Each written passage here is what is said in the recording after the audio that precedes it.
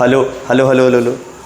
तो कैसे आप सब? आशा करते हैं बहुत अच्छे होंगे, अपने सेहत, पढ़ाई लिखाई और अपने परिवार का ध्यान बहुत ही अच्छे से रख रहे होंगे। तो लास्ट डे हम लोग क्या पढ़ रहे थे गाइस? लास्ट डे हम लोग जो है बायोलॉजी के लेक्चर सीरीज में बायोडाइवर्सिटी एंड कंजर्वेशन का चैप्टर खत्म हुआ था। इसमें हम लोगों ने प्रैक्टिस सेशन लगाना शुरू किया था। एमसीक्यू खत्म हो चुका है। आज से हम लोग जो है पीवाईक्यू ही करेंगे बायोलॉजी का, जिसमें बायोडाइवर्सिटी और कंजर्वेशन हम लोग पढ़ रहे हैं।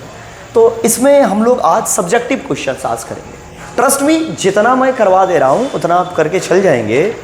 आपका कोई भी क्वेश्चन मेरे क्रैश कोर्स से नोट्स से बाहर नहीं आएगा। लेकिन आपको एक भी लेक्चर स्किप नहीं करना है। आप अपने स्पीड से, अपनी सहूलियत से पढ़िए और ख़त्म करिए। चलिए, तो पहला सवाल जो सब्जेक्टिव क्वेश्चन है, जिसमें से पहला सवाल है बहुत ही अच्छा है, ईजी है। Right the names of 2 programs initiated by the ministry of environment and forest to save the major river of our country from pollution. 2024 का क्वेश्चन कि कोई 2 प्रोग्राम बताइए जो कि भारत की एनवायरनमेंट और फॉरेस्ट मिनिस्ट्री ने चलाया है ना, जो वो डिपार्टमेंट होता है जो एनवायरनमेंट पे काम करता है, जो उन्होंने चलाया है, ठीक है, ताकि सेव किया जा सके हमारी कंट्री को पॉल्यूशन से। तो ऐसा 2 जो किया गया था वो था गंगा एक्शन प्लान और दूसरा था यमुना एक्शन प्लान, जिसको नमामि गंगे प्रोजेक्ट भी बोलते हैं, है ना। एनवायरनमेंट को सेव करने के लिए गंगा और यमुना रिवर को जो है सेव करने के लिए ये था, जो कि मिनिस्ट्री ऑफ एनवायरनमेंट और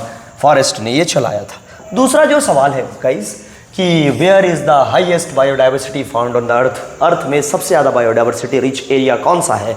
कहाँ पर जानवरों और पौधों में सबसे ज़्यादा बायोडाइवर्सिटी जो है मिलती है देखने को? तो पहला जो है वो अमेजॉन रेन फॉरेस्ट है, अमेजॉन के जंगल जो ब्राज़ील में है, और दूसरा साउथ ईस्ट एशिया, ठीक है, जिसके बारे में मैंने बताया था शायद, शुंडा लैंड एक जो था मलेशिया, साउथ ईस्ट एशिया में जो मलेशिया पेनिनसुला है वो वाला एरिया है ना।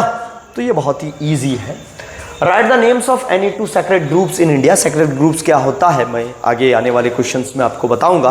भारत के, अच्छा मैं अभी थोड़ा सा डिस्कस कर देता हूँ। सेक्रेट ग्रुप्स मतलब एक ऐसा फॉरेस्ट एरिया जो धार्मिक स्थलों के अगल बगल लगाया जाता है और लोग उस जंगल को भी पूजनीय मानते हैं, और वहाँ पर किसी भी तरह की न तो पेड़ों की कटाई की जाती है, न ही जानवरों को वहाँ पर नुकसान पहुँचाया जाता है, ठीक है। तो ऐसे 2 जो सेक्रेट ग्रुप्स हैं इंडिया के वो हैं खासी और जंतिया हिल्स, जो कि मेघालय स्टेट में अवेलेबल हैं।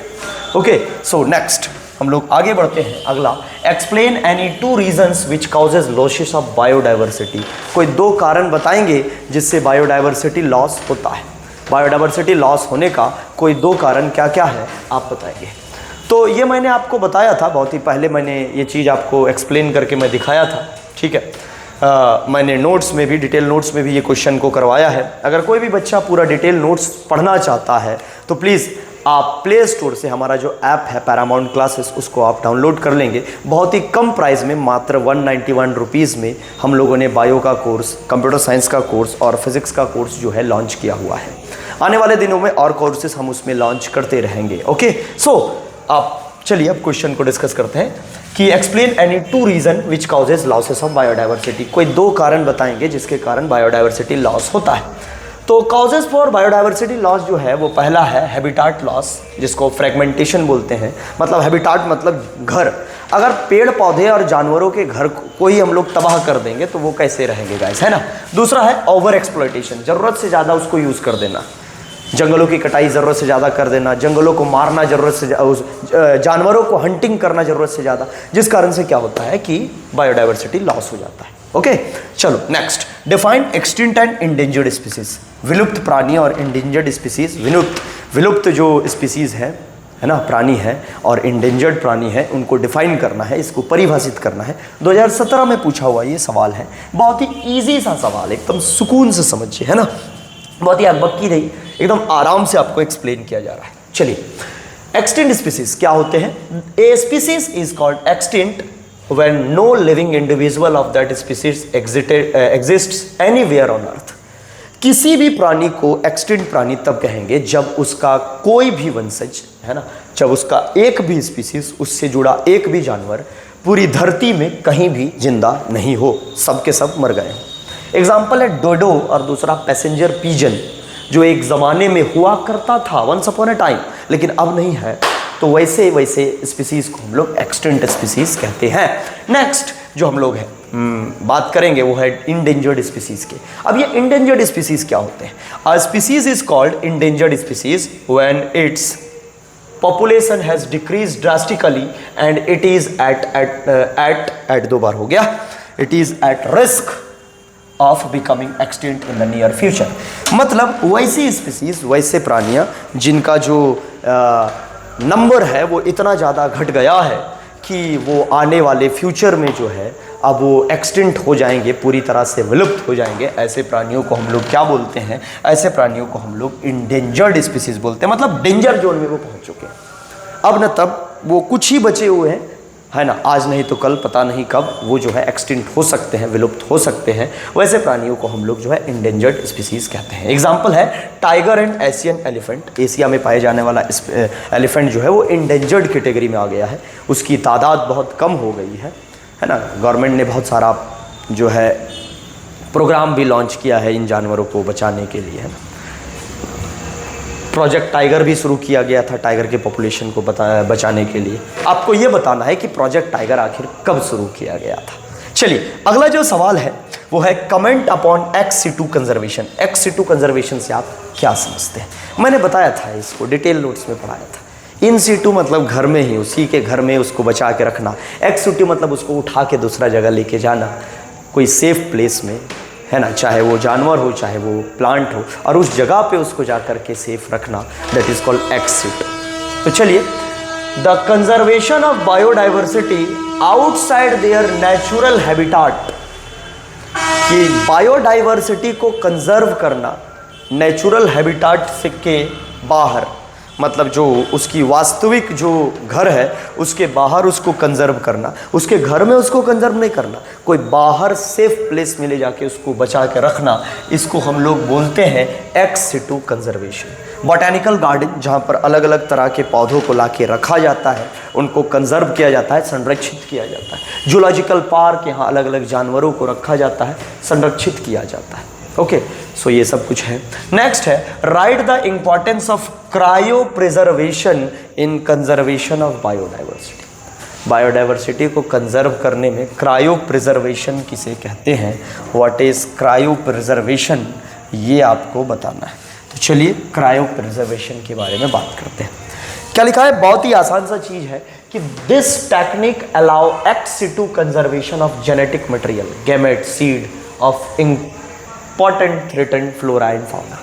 मतलब वो फ्लोरा और फाउना, फ्लोरा क्या होता है? Flora means plant and fauna means animal. वो प्लांट एंड एनिमल जो कि थ्रेटन्ड हो चुके हैं, वो किसी भी तरह से प्रताड़ित किए गए हैं, वो अब डेंजर स्थिति में चले गए हैं, किसी भी वक्त वो विलुप्त हो सकते हैं, वैसे प्राणियों को कंजर्व करने के लिए, उनकी जीन्स को बचा के रखने के लिए, उनके सीड को बचा के रखने के लिए स्पेशल लेबोरेटरीज में, स्पेशल केयर में उसको रखा जाता है ताकि वो बर्बाद ना हो, है ना, वो और एक्सटिंक्ट ना हो जाए। इस टेक्निक को हम लोग क्रायो प्रिजर्वेशन कहते हैं। ये एक्स सिटू कंजर्वेशन का एक तरीका है ना, ex situ. Right to objectives of plant conservation. Plant को बचाने का 2 ऑब्जेक्टिव, 2 मकसद क्या है, ये आपको बताना है। तो बहुत ही इंपॉर्टेंट है to preserve the range of genetic materials. Genetic material के रेंज को बचा के रखना, प्लांट को बचा के रखेंगे, वरना वैसे प्लांट खत्म हो जाएंगे तो वैसा जेनेटिक मटेरियल खत्म हो जाएगा ना फिर, है ना। अच्छा, बहुत सारे ऐसे प्लांट हैं जो ह्यूमन हेल्थ के लिए ज़रूरी होते हैं। अगर वो प्लांट हमें ना मिले तो हमारा जेनेटिक कोड्स में उसकी कमी हो जाएगी ना। तो ये मकसद ये भी है to maintain the essential ecological process and life supporting system. ये जो पूरा इकोसिस्टम चल रहा है, ये जो पूरी बायोडाइवर्सिटी चल रही है, ये जो पूरा फूड चेन चल रहा है, वो डायरेक्टली और इनडायरेक्टली प्लांट पे डिपेंड करता है, क्योंकि प्लांट पे ही पहले लेवल के प्रोड्यूसर होते हैं। They are the autotrophs. वो अपना खाना खुद बनाते हैं, वो पहले हैं जो डायरेक्टली सनलाइट और वाटर मिनरल्स का यूज़ करके अपना खाना बनाते हैं। अगर वही नहीं रहेंगे तो उन पे डिपेंड होने वाले जानवर खत्म हो जाएंगे, और अगर उन पे डिपेंड होने वाले जानवर खत्म हो जाएंगे तो डायरेक्टली इनडायरेक्टली तो पूरी धरती खत्म हो जाएगी ना, क्योंकि each and every living organism on this earth is directly और indirectly connected to plant, as simple as that.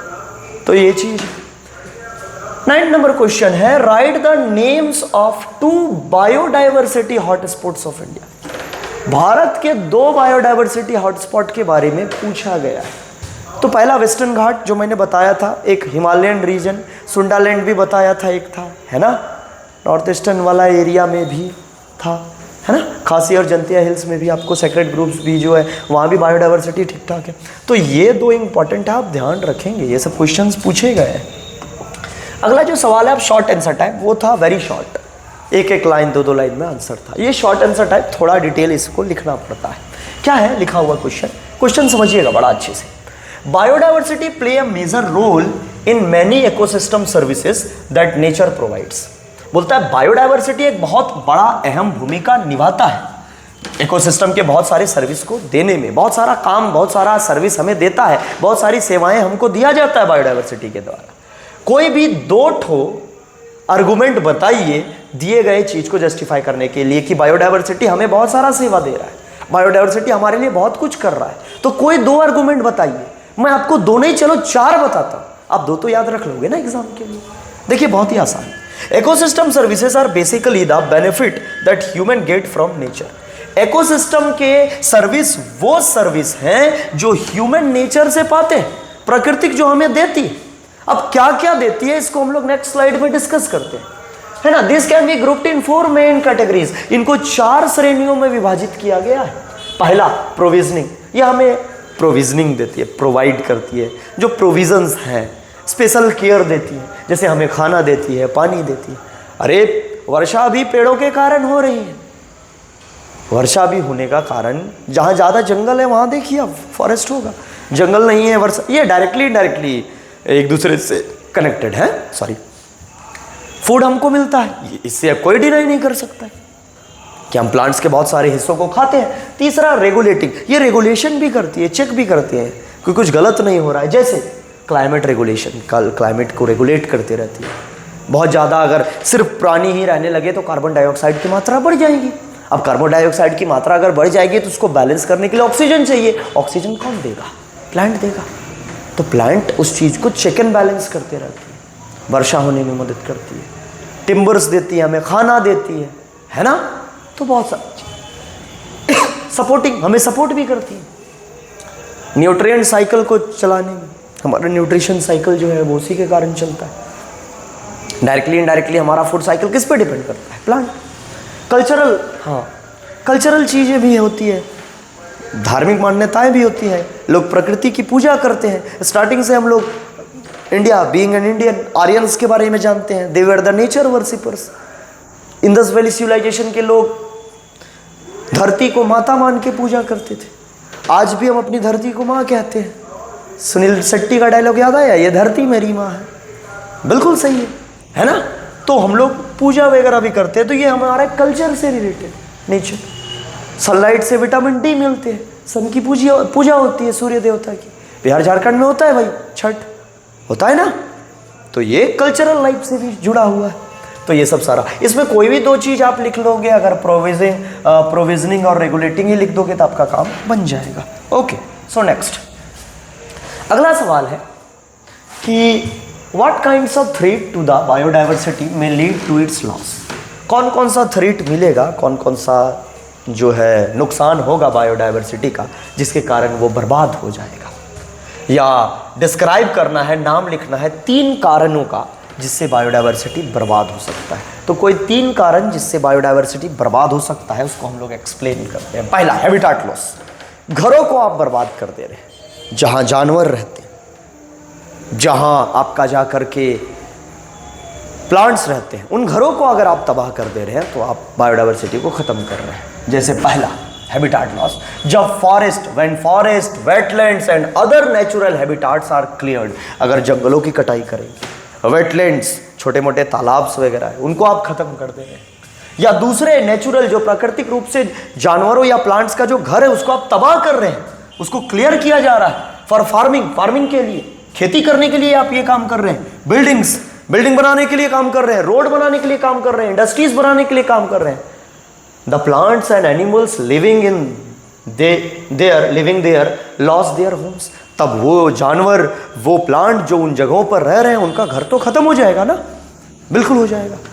तो हैबिटेट लॉस के कारण बायोडायवर्सिटी खत्म होता है, पहला रीजन। एग्जाम्पल है, cutting down forest for agriculture reduce the number of species living there. Forest को काट देना एग्रीकल्चर के लिए वहां पर रहने वाले बहुत सारे स्पीसीज को मार देता है। नेक्स्ट, अगला जो है पॉल्यूशन है ना, प्रदूषण के कारण air, water and soil pollution harm many organisms, है ना। एयर, हवा का प्रदूषण, पानी का प्रदूषण, और वहां पर रहने वाले जो सॉइल का जो पॉल्यूशन है, मिट्टी की जो कटाई है, उसमें जो दूषित हम कर रहे हैं, जिसके कारण वहाँ पे जो बहुत सारे ऑर्गेनिज्म रहते हैं और उनके जो इन्वायरमेंट को हम लोग अनफिट कर दे रहे हैं, वो बिल्कुल ठीक नहीं है सर्वाइवल के लिए। एग्जाम्पल है इंडस्ट्रियल वेस्ट इन रिवर्स।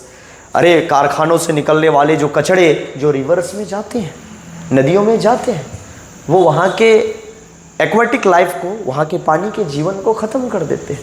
वहाँ पर रहने वाले एम्फीबियंस कौन होते हैं? जो प्लांट, जो वाटर और लैंड दोनों में रह सकते हैं, फ्रॉग्स, उनको ख़त्म कर देते हैं। वहाँ पर रहने वाली मछलियों को तबाह कर देते हैं, जो कारखानों से निकलने वाले वेस्ट प्रोडक्ट जब नदियों में जाते हैं। तीसरा, ओवर एक्सप्लॉयटेशन, ज़रूरत से ज़्यादा कटाई करना, चाहे वो प्लांट हो चाहे वो जानवर हो, उनको ज़रूरत से ज़्यादा हंटिंग करना, प्लांट्स का ज़रूरत से ज़्यादा कटाई करना, इसके कारण भी जो है बायोडायवर्सिटी खत्म होती है।